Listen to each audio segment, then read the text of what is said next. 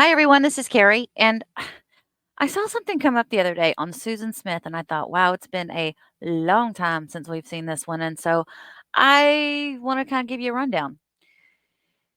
If you remember, she said her children were carjacked, kind of a Diane Downs situation going on here. And come to find out, they weren't. She rolled her vehicle into the water, and these poor babies lost their lives. It was a very sad story, it was very emotional, and back then, even with without the access that we have to these trials like we do now, it was all over the place. Her husband has even let me show you guys this. Show you what her husband even did a book about his life with her, and I'm sure you can find that on Amazon. Let's see, what else? Her mother also wrote a book. It looks like she's kind of did it for like a healing purposes and to help people better understand what was going on. Inside Edition also did a video on her. It was about a 2-minute video. This was about 3 years ago.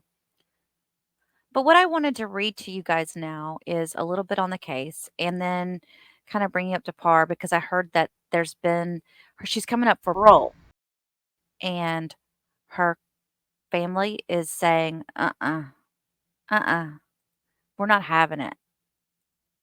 I want to find the article so I can show it to you guys. The last time she had an appeal, it looks like it was on in 2010. Did I say appeal? I meant to say, parole. I say appeal. I meant to say parole. Hang on. So in November of next year, she is eligible for parole, and it's raised a lot of concerns, and a lot of people are outraged about it. Looks like People did an article on her in 2022, and it says that she did have a long distance boyfriend, but now she's no longer communicating with him. Share this screen with you guys. So that's what she looked like then. That's what she looks like now. She's actually gotten a lot better looking with age. She still did something horrible though. On October 25th of 1994, she was 23 years old at the time. She told police she had been carjacked by a black man who had taken off with her two young sons still in her car. And for 9 days, she made tearful pleas on national television for their safe return. As her story began to unravel, Smith admitted that there was no carjacking and that she had let her car roll into the lake with Michael, 3, and Alex, 14 months, still strapped into their car seats. Her motive? Oh, of course. She was secretly dating a man who didn't want children. The story became international news, even landing on the cover of People. Smith was convicted of 2 counts of unaliving and is serving a life sentence at Leith Correctional Institution in Greenwood, South Carolina. Her time behind bars has been fraught with disciplinary actions, including illicit drug use, interesting, self mutilation, and sexual contact with a guard.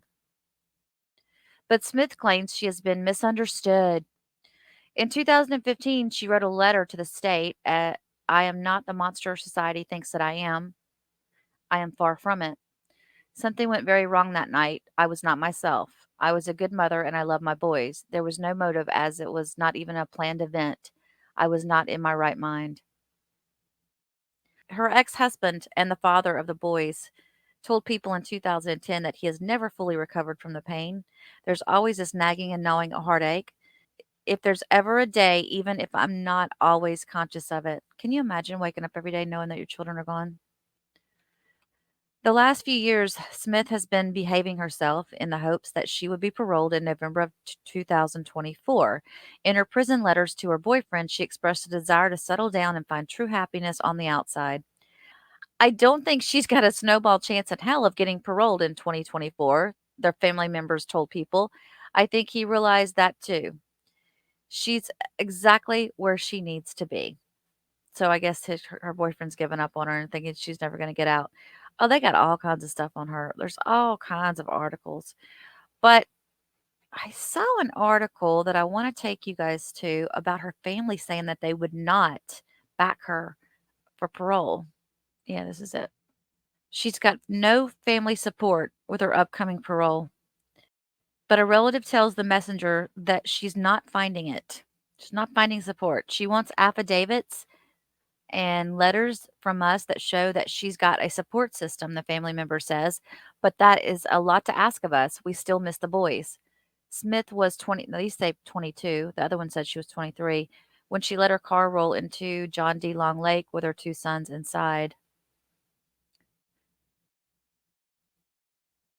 She plans to attend a hearing to request release on November 4th of 2024.